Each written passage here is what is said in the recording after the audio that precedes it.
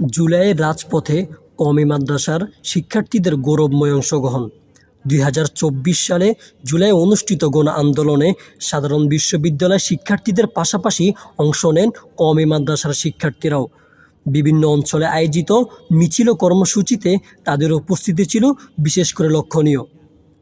জুলাই ঢাকার যাত্রাবাড়ি, মিরপুর উত্তরা, মোহাম্মদপুর, বারিধারা ও বাড্ডায় সীসাডালা প্রাচীর হয়ে দাঁড়িয়েছিল কওমি মাদ্রাসার শিক্ষার্থীরা। তারা শুধু ঢাকামুখী মিছিলে নয়, বরং গণজমায়েত, মানববন্ধন ও প্রতিবাদ কর্মসূচিতেও রেখেছেন গুরুত্বপূর্ণ ভূমিকা।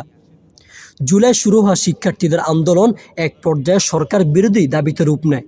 3 আগস্ট ঘোষিত কর্মসূচির দিন দেশের বিভিন্ন স্থানে মাদ্রাসার শিক্ষক ও শিক্ষার্থীদের অংশগ্রহণও লক্ষ্য করা যায়।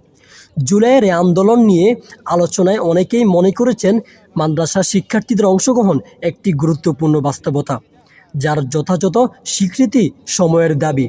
তাই আগামী প্রজন্মের জন্য এক ঐতিহাসিক স্মরণিকা হিসাবে জুলাইয়ের একটি নির্দিষ্ট দিন মাদ্রাসা প্রতিরোধ দিবস হিসাবে ঘোষণা করা আবশ্যক।